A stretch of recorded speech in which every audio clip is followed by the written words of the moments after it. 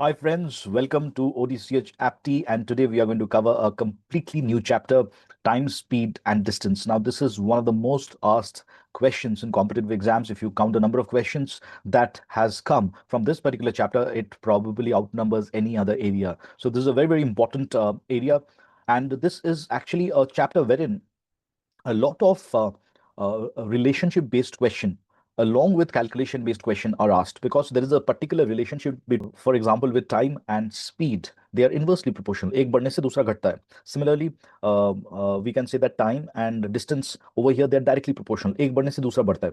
So ये सारे questions बहुत tricky होते हैं. At the same time, अगर आपके concepts clear हैं about time, speed and distance, आप इसको फटाफट solve कर सकते हो. Let's see how fast we can solve these kinds of question if our concepts are clear. So I'm going to share the screen with all of you, my friend, and we will get started right away without wasting any further time. All of you can see the screen. Kindly read the first question that we have in store for you. अगर आप पहला question देखोगे, the question says that traveling at 5/6 of his original speed, Ravi reaches office 40 minutes late. How much time does it take to reach office every day? So let's first understand what's the basic of time, speed and distance. सबसे basic जो सबसे basic चीज जो you can work out, that you can say that, देखिए जो भी distance होता है, whatever distance that has been given, distance जो होता है that is always equal to speed multiplied by time. तो distance is speed multiplied by time. Correct. तो कोई जब ऑफिस जा रहा है या घर जा रहा है, ऐसे क्वेश्चंस में दिया जाता है, आपको ये समझ में आना चाहिए दैट यहाँ पर डिस्टेंस जो है, distance is equal to constant है. बिकॉज हर दिन तो वो ऑफिस चेंज नहीं कर रहा है ना. ऐसा तो नहीं है कि आज चला गया मुंबई ऑफिस, कल चला गया पुणे वाला ऑफिस, परसों चला गया. That is not how it is working. It means that over here the distance is constant. जब डिस्टेंस कांस्टेंट हो तो इसका मतलब S into T will always give me the same value, because S into T is otherwise equal to distance, right. तो S into T अगर मुझे same value दे रहा है हमेशा, सो ओवर हियर आप बोल सकते हो जब डिस्टेंस कांस्टेंट होता है तो स्पीड जो है और टाइम जो है, they are inversely proportional. Inversely proportional का मतलब क्या हो गया? मतलब एक बढ़ने से दूसरा घटेगा. आप जितना जल्दी चलाओगे, आप जितना ज्यादा जोर से जाओगे, आप उतना कम टाइम में ऑफिस पहुंचोगे. आप यू इंक्रीज योर, आप अगर डबल कर दोगे स्पीड को, आपका टाइम आधा हो जाएगा, राइट. आप चार गुना कर दोगे स्पीड को, आपका टाइम 1/4 हो जाएगा. This is the way it is going to work. बहुत ज्यादा स्पीड से चलोगे तो शायद ऊपर ही पहुंच जाओगे. I mean, I was just kidding. So the whole idea is that आपका जैसे जैसे स्पीड इंक्रीज होता है, आपका टाइम वैसे वैसे वैसे डिक्रीज होता है. Correct. So let's figure out कि इस क्वेश्चन को हम कैसे सॉल्व कर सकते हैं. नाउ अगर S directly, S inversely proportional है टाइम को, इससे क्या हमें पता चलता है? इससे हमें पता चलता है that S is equal to 1/t into a constant K. तो इससे हमें पता चलता है S into T will always remain a constant, which means that S1 T1 should always be equal to S2 T2, right. S into T is constant, इसका मतलब S1 T1 is equal to S2 T2 is equal to S3 T3. ये basic understanding है. अगर distance constant है तो मैं फट से इसको अप्लाई कर सकता हूँ. ओके. नाउ इस पर्टिकुलर क्वेश्चन में बोला है कि travelling eight 5/6 of his original speed. तो रवि का लेट्स से S1 है उसका ओरिजिनल स्पीड. अभी उसका स्पीड कितना हो गया ना? 5/6 of his original speed. So 5/6 of original speed means 5/6 S1. Ravi reaches office 40 minutes late. अभी लेट हो रहा है उसको. तो इसका मतलब पहले अगर उसका टाइम ले रहा था लेट्स से T1, तो अभी उसका टाइम जो है that is T1 plus 40. Late पहुंच रहा है बंदा, है ना. तो लेट पहुंच रहा है माने ज्यादा टाइम ले रहा है. करेक्ट. एंड क्या मैं बोल सकता हूँ ये दोनों इक्वल होना चाहिए? क्यों? बिकॉज S1 T1 जो पहले में उसका स्पीड था into time should be equal to उसका जो अभी नया स्पीड हुआ है that is 5/6 of S1 into the नया टाइम जो 40 मिनट लेट पहुंच रहा है. तो as you can see in this equation S1 and S1 cancel out हो जाते हैं. So what do I left with 6T1 is equal to 5T1 plus 5 into 40 is 200. So T1 is equal to 200 minutes. 200 minutes का मतलब ये हो गया that आप बोल सकते हो 3 घंटा एंड 20 मिनट्स. सो T1 यही क्वेश्चन में पूछा था that how much time does it take to reach office. Understood all of you, है ना. Very simple. S1 T1 is equal to S2 T2. Now ये तो जल्दी हो गया. नाउ ये वाला जो क्वेश्चन है माय फ्रेंड, इसको देख के ही मुझे पता चल गया दैट इसका आंसर 200 होगा. आप लोग कैसे? Without even solving anything. तो दिमाग में क्या चलना चाहिए, प्लीज अंडरस्टैंड दिस. अगर मैं यहां पर आपको एक सेकंड सोल्यूशन इसका बताऊं, इसका एक सेकंड सोल्यूशन डिस्कस करते हैं. सेकंड सोल्यूशन, अगर किसी का स्पीड सेम, डिस्टेंस सेम है, डिस्टेंस सेम होना चाहिए, डिस्टेंस सेम होना चाहिए. अगर किसी का स्पीड 5/6 हो जा रहा है, मीन्स पहले उसका स्पीड एस था, अभी 5/6 एस हो गया. इसका सिंपल मतलब ये हुआ होगा दैट अगर उसका टाइम, पहले का टाइम टी था, अभी उसका टाइम हो जाना चाहिए 6/5 of T. Simple. Because they are inversely proportional. Inversely proportional का मतलब यही है कि अगर वो इंटू टू होगा तो दूसरा जो एंटिटी है वो इंटू 1/2 होगा। अगर वो इंटू 2/3 होगा तो दूसरा जो एंटिटी है वो इंटू 3/2 होगा। उसका रिवर्स फ्रैक्शन हो जाएगा, है ना। बिकॉज आप देख रहे हो जब भी वो लोग इनवर्सली प्रोपोर्शनल है तो S1 T1 is equal to S2 T2, correct. तो अगर एक 5/6 होगा दूसरा 6/5 होगा तभी ना वो कैंसिल होकर फिर SN2T आ जाएगा, है ना। तो इससे क्लियर हो जाता है अगर स्पीड 5/6 ऑफ ओरिजिनल स्पीड हुआ है तो टाइम 6/5 ऑफ ओरिजिनल टाइम होगा, because these two entities S and T they are inversely proportional, correct. Understood, है ना। तभी S × T जो है दिस विल रिमेन कांस्टेंट अगर इन दोनों को भी मल्टीप्लाई करूं, बिकॉज 5 × 6 × 6 × 5 ये कैंसिल आउट हो जाएगा, ये भी S × T ही रहेगा और हमारा हमेशा कांस्टेंट रिजल्ट ST ही रहना चाहिए। सो नाउ अगर आप इस क्वेश्चन को देखोगे पहले का टाइम कितना था ना T था, अभी टाइम कितना हो गया ना 6/5 T हो गया, तो कितना इंक्रीज हुआ टाइम में ना 1/5 T का इंक्रीज हुआ, है ना। आप I hope you understand this is 6/5, 6/5 is what 1/5 more than 1, है ना। 5/5 1 होता है तो 6/5 का मतलब है 1/5 ज्यादा हो रहा है। तो दिस 1/5 T जो ज्यादा हो रहा है इस क्वेश्चन के हिसाब से this is otherwise equal to वो लेट हो रहा है ना 40 मिनट, इस 1/5 T की वजह से हो रहा है, तो वो एक्स्ट्रा लिया। सो T कितना हो गया ना 200 मिनट्स। तो यहाँ पर स्पीड की कोई जरूरत ही नहीं थी, आप क्वेश्चन को देखिए आपको समझ में आ जाएगा। अगर 5/6 ऑफ इज ओरिजिनल स्पीड हुआ है तो टाइम 6/5 होना चाहिए था, तो 6/5 का मतलब है 1/5 ज्यादा, है ना। अगर 4/5 होता तो मैं बोलता 1/5 कम, अगर 7/5 होता तो मैं बोलता 2/5 ज्यादा, है ना। 7/5 करेक्ट। तो डिनोमिनेटर में दो ज्यादा, एक से 5/5 1 हो जाता है तो उसके बाद और 2/5 ज्यादा 7/5 का मतलब ये है, बिकॉज मैं 7/5 को ब्रेक कर दे रहा हूँ। 7/5 को मैं बोल रहा हूँ इट इज 5/5 प्लस 2/5, 5/5 तो 1 हो गया, है ना, that is equal to the T part, and extra कितना हो रहा है दैट एक्स्ट्रा इज 2/5। तो यहाँ पर 6/5 था तो मैंने मेंटली उसको ब्रेक कर दिया एज 5/5 प्लस 1/5, तो 5/5 तो टी हो गया, है ना, that extra is what 1/5। So वो जो 1/5 है that is the time that he reached, वो उतना ही टाइम लगा उसको लेट पहुंचने में, so that is otherwise equal to that 40। So T का वैल्यू 200 मिनट्स फटाफट निकल गया। Got it. सो फ्रेंड्स आपको पता है आपको इस क्वेश्चन को कैसे सॉल्व करना है, please do not watch the solution before you have at least tried it once. Now let's get started with the next question. So what is the next question my friend.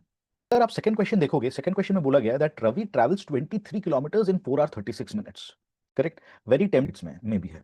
तो हमें बचपन में normally सिखाया गया था कि भैया देखो जब 4 hours 36 minutes दिया गया है, let's say 4 hours 36 minutes has been given, है ना, तो हमें क्या करना चाहिए, तो हमें इसको पूरा को मिनट्स में कन्वर्ट कर दो। सो 4 hours का मतलब होता है 240 मिनट और 36 मिनट इज 36, तो दोनों को मिला के मैं बोल सकता हूँ 276 मिनट्स हो जाएगा। तो speed is equal to, speed क्या होता है, स्पीड होता है डिस्टेंस डिवाइडेड बाय टाइम। तो डिस्टेंस कितना है ना 23 है किलोमीटर, है ना। और ये जो मिनट है, मिनट को अगर आप आवर में कन्वर्ट करोगे तो कैसे करके करोगे, it will be 276 divided by 60 these many hour. मैं क्यों आवर्स में कन्वर्ट कर रहा हूँ, बिकॉज हमें जो हम जो स्पीड निकालते हैं वो किस में निकालते हैं, वो किलोमीटर पर आवर पे निकालते हैं। आप किलोमीटर पर मिनट में भी नहीं निकाल सकते, बट मोस्टली कॉमनली आप अगर ऑप्शंस देखोगे या फिर कहीं पर आप देखोगे ज्यादातर किलोमीटर पर आवर पे दिया जाता है। तो अगर किलोमीटर पर आवर पे दिया गया है तो मुझे टाइम को आवर्स में लिखना पड़ेगा। सो ये जो डिस्टेंस है 23 और टाइम कितना है ना, it is 276 divided by 60, so which is equal to 23 multiplied by 60, है ना, ये 23 है डिवाइडेड बाई 60 और उसके नीचे रहेगा 276। Got it. तो इससे मुझे क्या पता चलेगा कितना किलोमीटर पर आवर पे रवि ट्रैवल कर रहा है। ओके सो अगर आप देखोगे 23 230 दैट इज 10 एंड देन 12 में कैंसिल हो जाता है, एंड देन 12 एंड 60 कैंसिल हो जाता है 5 में। सो रवि का स्पीड मुझे पता चल गया 5 किलोमीटर पर आवर। तो मुझे देखिए यहाँ पर Ravi travels 23 kilometre in 4 hours 36 minutes, if he increased speed by 10% how much distance can he cover in the same time. तो यहाँ पर क्या कांस्टेंट है मेरे दोस्त, प्लीज लेट्स अंडरस्टैंड। यहाँ पर कांस्टेंट है time, T is constant. T जब कांस्टेंट होता है क्या मैं बोल सकता हूँ that speed and distance they are directly proportional, directly proportional. Time अगर कांस्टेंट है, आप भाई 1 घंटे में जितना भी दौड़ना है दौड़ लो, इसका मतलब ये हुआ अगर आप स्पीड इंक्रीज करोगे आपका डिस्टेंस भी इंक्रीज होगा, आपका स्पीड डिक्रीज होगा तो आपका डिस्टेंस भी डिक्रीज होगा। तो एक एंटिटी बढ़ने से आप स्पीड डबल करोगे तो डिस्टेंस भी डबल होगा। इसका मतलब एक एंटिटी आप जैसे बढ़ाओगे सेकंड एंटिटी भी वैसे ही बढ़ेगा, एक एंटिटी को आप जैसे कम करोगे दूसरा एंटिटी भी वैसे ही कम होगा। Simple, got it right. तो उस हिसाब से can I say that S is equal to distance into a constant k. So s divided by d is equal to a constant. तो इससे हमें पता चल गया that s1 divided by d1 should be equal to s2 divided by d2. Correct? S is that clear all of you, है ना। तो यहां से मुझे क्या पता चल रहा है मेरे दोस्त, तो s1 by d1 is equal to s2 by d2। तो पहले में फर्स्ट इनिशियल फेज में बोला गया था भैया वो जो बंदा है he is travelling at what speed, Ravi का स्पीड दिया हुआ था 5 किलोमीटर पर आवर। तो हम लोग लेते हैं s1 को ले लेते हैं 5 kilometre per hour divided by distance, वो कितना ट्रैवल कर रहा था ना 23 ट्रैवल कर रहा था, तो हम लोग इधर 23 ले लेते हैं इज इक्वल टू, अब क्वेश्चन में बोला गया if he increase his speed by 10%, तो अगर वो 10% इंक्रीज करेगा तो वो 5.5 हो जाएगा, है ना। 10% 5 का कितना होता है 0.5। तो अगर कोई भी 10% इंक्रीज कर रहा है तो 5 से वो हो जाएगा 5.5। उसका स्पीड अगर 6 होता, 10% इंक्रीज होता, वो 6.6 हो जाता, है ना। 0.6 का इंक्रीज होता, 1/10 का इंक्रीज इज 10%। क्वेश्चन में बोला if he increase the speed by 10% by how much distance can he cover in the same time, तो ये मुझे निकालना है। तो अभी उसका जो सेकंड डिस्टेंस है d2, ये मुझे निकालना है। मुझे स्पीड 1 पता है, मुझे डिस्टेंस 1 पता है, मुझे ये पता है, मुझे ये पता है, तो मुझे बेसिकली d2 निकालना है। So what is the value of d2? So d2 is equal to 5.5 into 23। मैं d2 को इधर ले गया और 5/23 को इस तरफ ले आया, सो ये 23/5 हो गया, राइट। सो ये और ये कैंसिल हो जाएंगे 1.1 में। So this one will be otherwise equal to 25.3 kilometres. तो इतना डिस्टेंस वो ट्रैवल कर पाएगा। This is my answer. Got it? All of you clear with this, right? Now friends, again let's have a look at the second solution. इसका second solution क्या हो सकता है? क्या ये और बेहतर सोल्यूशन हो सकता है to what we just discussed? ये तो कॉन्सेप्चुअली क्लियर था कि हमने अभी क्या किया। आप मुझे बताओ एक चीज, आप लोगों को यहां पर मैंने क्या बताया, that S is directly proportional to D. इसका मतलब ये होता है दोस्त कि अगर ये 10% बढ़ेगा तो ये भी 10% बढ़ेगा। ये अगर 10%, ये अगर 20% घटेगा तो ये भी 20% घटेगा, डायरेक्टली सॉरी घटेगा। तो इसके साथ जो होने वाला है दूसरे के साथ, I hope you understood, right? So directly proportional का मतलब होता है अगर कोई x% एक एंटिटी बढ़ेगा तो दूसरा भी x% ही बढ़ेगा। Clear, right? जो होगा एक एंटिटी के साथ वो एंटिटी के साथ एग्जैक्टली सेम होगा। ओके, तो इसका मतलब क्या हो गया? इसका मतलब ये हो गया दैट क्वेश्चन में बोला है दैट भैया स्पीड इंक्रीज हो गया। कितना इंक्रीज हो गया? 10%। तो आपको स्पीड निकालने की जरूरत ही नहीं है। स्पीड अगर 10% इंक्रीज हो जाता है विद द कांस्टेंट टाइम, इसका मतलब डिस्टेंस भी 10% इंक्रीज होगा। तो डिस्टेंस पहले था 23 किलोमीटर, उसमें अगर आप और 2.3 ऐड कर दोगे that is 10%, you should land up with 25.3 kilometers is your answer to the question without even solving the question, right? So I hope my friends this is very very clear to you. You got it? यहां पर students एक गलती करते हैं, उस गलती से मैं आप लोगों को परिचय करवाना चाहता हूं। I want all of you to understand that directly proportional जैसे फंक्शन करता है, इनवर्सली प्रोपोर्शनल वैसे फंक्शन नहीं करता है। मीनिंग डायरेक्टली प्रोपोर्शनल में आप बोल सकते हो दैट एक एंटिटी जब 10% बढ़ेगा तो दूसरा 10% बढ़ेगा। तो मैं ये जब क्लास में समझाता हूं उसके बाद स्टूडेंट्स क्या करते हैं, इनवर्सली प्रोपोर्शनल में बोल देते हैं कि अगर एक एंटिटी 10% बढ़ेगा तो दूसरा 10% घटेगा। ये सच नहीं है, this is not true. Percentage से आप इनवर्सली प्रोपोर्शनल डील नहीं कर सकते हो। इनवर्सली प्रोपोर्शनल आप सिर्फ फ्रैक्शन से ही डील करोगे। मीनिंग एक अगर 5/6 होगा आप बोलोगे दूसरा 6/5 होगा। एक अगर 5/12 हो रहा है तो दूसरा 12/5 होगा। ये आप कर सकते हो, बट यू कैन नॉट से इनवर्सली प्रोपोर्शनल में कि एक अगर 10% बढ़ा तो दूसरा भी 10% घटेगा। नहीं, घटेगा भी नहीं। बढ़ेगा तो नहीं ऑब्वियसली बिकॉज वो कम ही होगा, पर 10% घटेगा नहीं। परसेंटेज से आप ऐसे कंपेयर नहीं कर सकते हो। परसेंटेज से आप किसको कंपेयर करोगे? जो आपका डायरेक्टली प्रोपोर्शनल होगा। ये 10% बढ़ा, ये भी 10% बढ़ेगा। ये 20% बढ़ा, ये 20% बढ़ेगा। ये 30% घटा, ये 30% घटेगा। That is how you can compare, right? I think I made my self clear. Third question, my friend, is something that I want all of you to work on and write it in the comment box, wherein you have to work this out and you have to give me the solution to this. If you get the right answer, I have an offer for you. I'll tell you what exactly is that offer. But in the meanwhile, you have to solve this question within 24 hours of the question getting posted. And I'll see that if you've got it right or not, right? And it's not only limited to one person. As many as of you can get this correct, उतने लोगों को ही ये offer दिया जाएगा.